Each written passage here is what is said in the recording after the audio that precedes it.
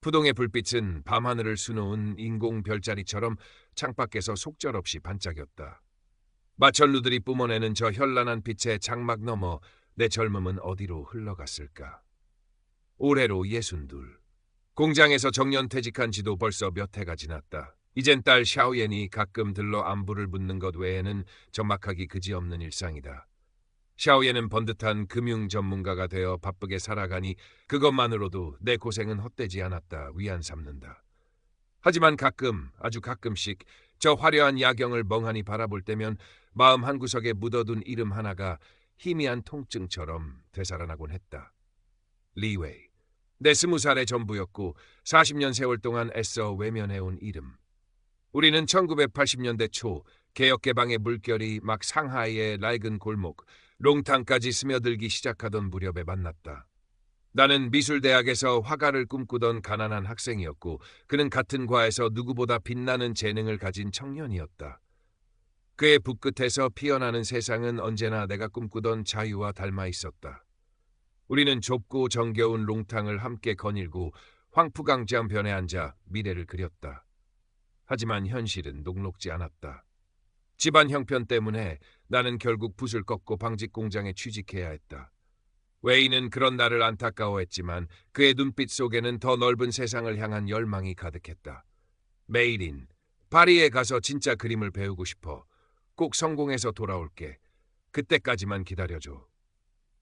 그의 목소리는 확신에 차 있었지만 나는 어쩐지 불안했다. 1980년대 초반의 중국에서 해외 유학은 하늘의 별 따기만큼이나 어려운 일이었고 한 번 떠나면 다시 돌아오기 힘들다는 것을 어렴풋이 알고 있었기 때문이다. 하지만 그의 꿈을 막을 수는 없었다. 그렇게 그는 프랑스로 떠났고 처음 몇 달은 서툰 글씨로 쓴 편지가 간간히 도착했다. 파리의 하늘, 미술관의 감동, 그리고 나에 대한 그리움이 담긴 편지들이었다. 그러나 반년이 채 지나지 않아 편지는 뚝 끊겼다. 시대가 시대이니만큼 연락이 쉽지 않으리라 해서 생각했지만 불안감은 날로 커져갔다. 그리고 얼마 지나지 않아 나는 내 안에 새로운 생명이 자라고 있다는 사실을 알게 되었다. 웨이의 아이였다. 혼란과 두려움 속에서도 나는 아이를 포기할 수 없었다. 개혁개방 초기 미혼모에 대한 사회적 시선은 차가웠고 경제적으로도 막막했지만 나는 이를 악물고 딸 샤오옌을 낳았다. 공장에서 밤낮 없이 일하며 딸을 키웠다. 웨이에 대한 원망과 그리움은 마음 깊은 곳에 묻어둔 채 오직 딸아이의 미래만을 생각하며 어척같이 살았다. 상하이는 하루가 다르게 변해갔다. 내가 젊은 날 웨이와 함께 거닐던 낡은 롱탕들은 하나둘씩 사라지고 그 자리에 거대한 빌딩들이 들어섰다. 그렇게 40년이라는 세월이 속절없이 흘렀다. 그러던 어느 날 샤오옌이 퇴근길에 들러 내민 것은 낡은 국제우편 봉투가 아니라 뜻밖의 소식이었다. 오래전 연락이 끊겼던 대학 동창에게서 연락이 왔는데 리웨이가 상하이에 돌아와 있으며 위독한 상태로 나를 찾고 있다는 것이었다. 심장이 쿵 내려앉는 것 같았다. 40년 만에 듣는 그의 소식이 하필이면 위독하다는 것이라니. 온갖 감정이 뒤섞여 머릿속이 하얘졌다. 그를 만나야 할까? 아니 만날 수 있을까? 수없이 망설였다. 40년 동안 나 혼자 겪어야 했던 고통과 슬픔, 그리고 그에 대한 해묵은 원망이 발목을 잡았다. 하지만 마음 한편에서는 여전히 그가 궁금했다. 어떻게 살아왔는지, 왜 연락이 끊겼는지, 그리고 왜 이제 와서 나를 찾는지. 결국 나는 무거운 발걸음을 옮겨 그가 입원해 있다는 푸동의 현대식 병원으로 향했다. 유리창 너머로 보이는 병실은 내가 살아온 세상과는 너무나 다른 차갑고 낯선 공간이었다. 심호흡을 하고 병실 문을 열었다. 침대 위에는 앙상하게 마른 노인이 힘겹게 숨을 내쉬고 있었다. 희끗희끗한 머리카락, 깊게 팬 주름, 병색이 완연한 얼굴. 내가 기억하는 20살에 빛나던 청년 리웨이의 모습은 어디에도 없었다. 하지만 나를 발견한 순간 그의 눈빛이 가늘게 떨리는 것을 보았다.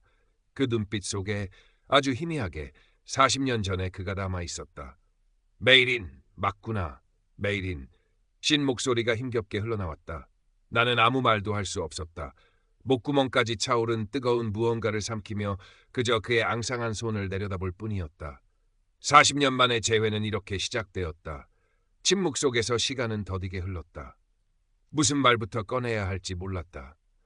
병실 창밖으로는 여전히 화려한 상하이의 야경이 펼쳐지고 있었지만 우리 사이에는 40년이라는 거대한 강이 흐르고 있었다. 먼저 침묵을 깬 것은 리웨이였다. 그는 떨리는 목소리로 지난 세월에 대해 이야기하기 시작했다. 파리에 도착해서 처음엔 정말 좋았어. 자유롭게 그림을 그릴 수 있었으니까. 당신에게 편지도 보냈는데 답장이 없었어. 주소가 바뀐 건지 아니면 나에게 실망한 건지 알 수 없었지. 그의 말에 따르면 내가 공장 기숙사로 거처를 옮기면서 그가 알던 주소로는 편지가 더 이상 전달되지 않았던 모양이다. 당시에는 국제 전화는 꿈도 꾸기 어려웠고 다른 연락 방법도 마땅치 않았다. 그는 파리에서 외롭게 그림을 그리며 힘든 시기를 보냈다고 했다. 몇 번의 개인전을 열기도 했지만 예술가로서의 삶은 늘 불안정했고 고독은 깊어만 갔다. 그러다 건강이 나빠지기 시작했고 결국 병을 얻어 모든 것을 정리하고 상하이로 돌아오게 되었다는 것이다. 그는 나를 찾기 위해 수소문했지만 이미 너무 많은 것이 변해 있었다. 내가 살던 롱탕은 재개발로 사라졌고 나에 대한 소식을 아는 사람도 찾기 어려웠다고 했다. 매일 밤 당신 꿈을 꿨어, 메이린. 내가 너무 이기적이었지. 당신을 혼자 두고 떠나지 말았어야 했는데. 정말 미안해. 그의 눈가에 희미한 물기가 어렸다. 그의 이야기를 들으며 내 마음속에 단단했던 원망의 벽이 조금씩 허물어지는 것을 느꼈다. 그 역시 지난 40년 동안 나름의 고통과 후회 속에서 살아왔던 것이다. 나는 담담하게 내 이야기를 들려주었다. 연락 두절 후의 절망감, 예기치 않게 찾아온 생명, 미혼모로서 딸 샤오옌을 낳고 키우며 겪어야 했던 현실적인 어려움들, 공장에서 실밥과 씨름하며 보낸 청춘, 딸아이를 번듯하게 키우겠다는 일념 하나로 버텨온 세월. 내 이야기가 이어지는 동안 리웨이는 말없이 눈물을 흘렸다. 내가 당신과 우리 딸에게 너무 큰 짐을 지웠구나. 용서해달라는 말도 할 자격이 없겠지. 그의 자책 섞인 말에 나는 고개를 저었다. 지난 일이에요, 웨이. 이제 와서 누구를 탓하겠어요. 우리에겐 샤오옌이 있잖아요. 샤오옌 이야기가 나오자 그의 얼굴에 복잡한 표정이 스쳐 지나갔다. 나는 딸에게 아버지에 대해 이야기해야 할지 망설였지만 결국 사실대로 털어놓았다. 샤오옌은 처음에는 큰 충격을 받은 듯했다. 갑자기 나타난 아버지의 존재는 그녀가 30년 넘게 쌓아온 세계를 흔드는 일이었을 것이다. 며칠 후 샤오옌은 나와 함께 병실을 찾았다. 딸은 잔뜩 굳은 표정으로 침대에 누워있는 리웨이를 바라보았다. 리웨이는 딸의 얼굴을 보자마자 하염없이 눈물을 흘렸다. 샤오옌, 내 딸, 이렇게 컸구나. 샤오옌은 쉽게 마음을 열지 못했다. 그녀는 이성적이고 현실적인 아이였다.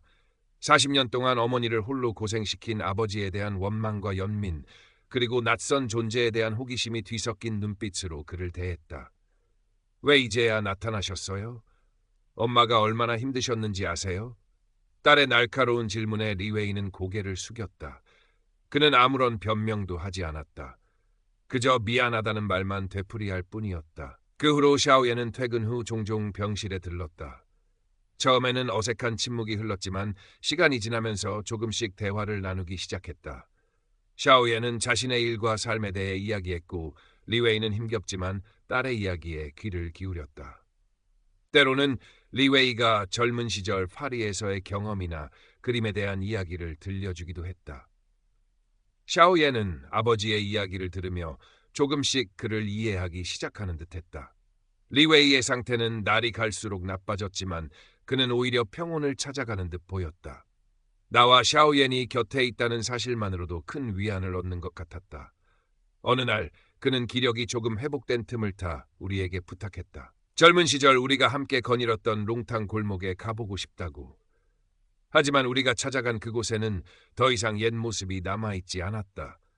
좁고 정겨웠던 골목 대신 높고 차가운 빌딩들이 들어서 있었고 우리가 함께 그림을 그리던 낡은 담벼락 자리에는 번쩍이는 쇼핑몰 입구가 자리하고 있었다. 리웨이는 텅 빈 눈으로 변해버린 거리를 바라보며 깊은 한숨을 내쉬었다. 세월의 무상함이 그의 어깨를 무겁게 짓누르는 듯했다. 병원으로 돌아오는 길, 리웨이는 내 손을 잡고 말했다. 메이린, 우리에게 남은 시간이 얼마 없을지도 몰라.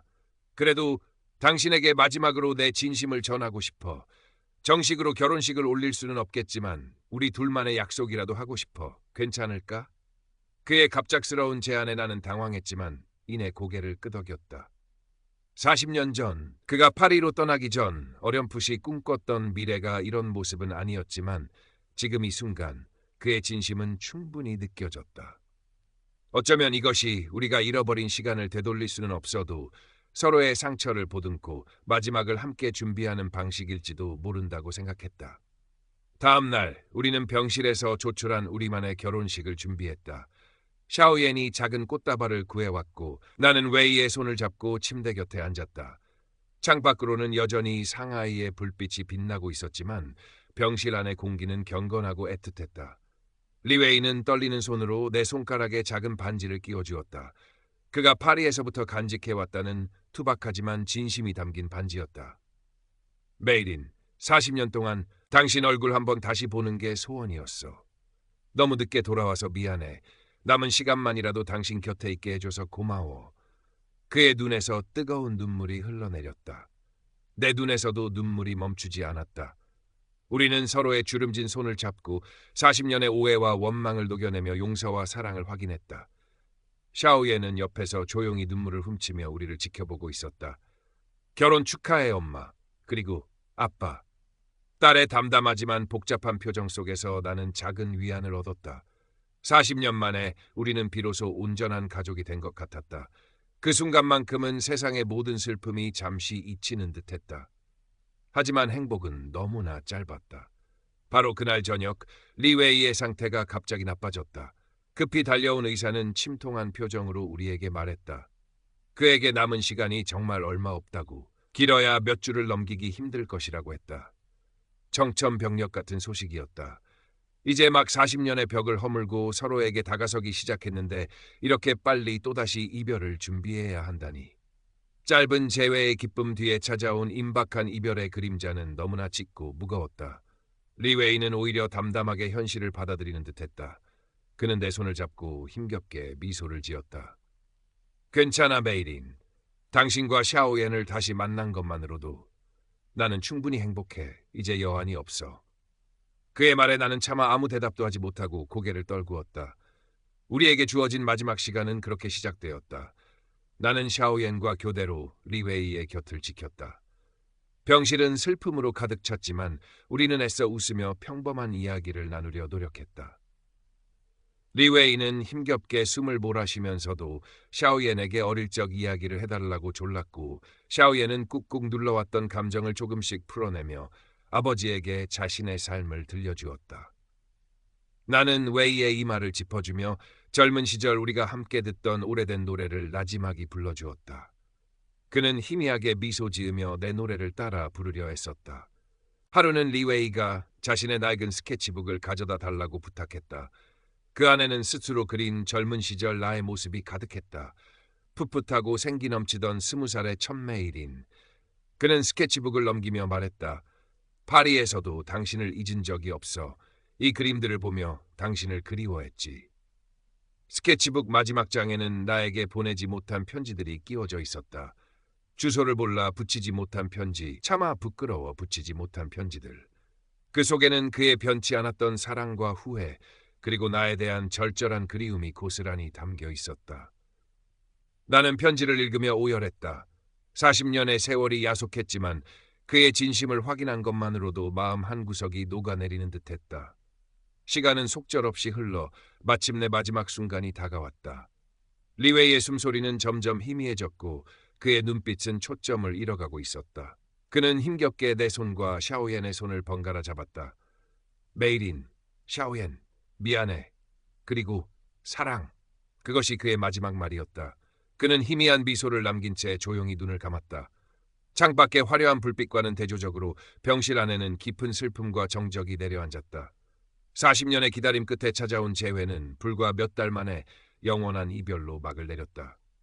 리웨이의 장례를 치르고 나는 텅 빈 병실에 남아 그의 유품을 정리했다.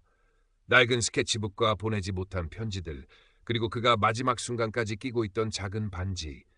그것들이 그가 내게 남긴 전부였다.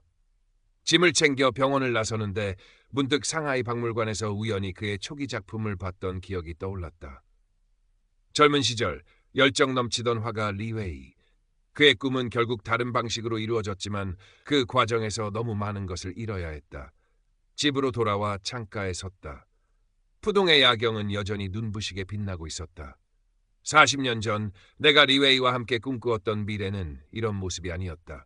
하지만 후회는 없었다. 비록 짧았지만 우리는 다시 만났고 서로를 용서했으며 진정한 사랑을 확인했다. 40년의 기다림은 결코 헛되지 않았다. 그것은 내 삶의 일부가 되었고 나를 더욱 단단하게 만들었다. 샤오예는 퇴근 후 조용히 내 옆에 와 앉았다. 딸은 아버지의 낡은 스케치북을 무릎 위에 올려놓고 물끄러미 바라보고 있었다. 그 속에는 샤오예이 태어나기 전 젊고 아름다웠던 어머니의 모습이 담겨 있었다. 샤오예는 스케치북을 조심스럽게 넘기며 말했다. 엄마, 아빠는 좋은 분이었던 것 같아요. 비록 우리 곁에 오래 계시진 못했지만요. 딸의 말에 나는 희미하게 미소 지었다.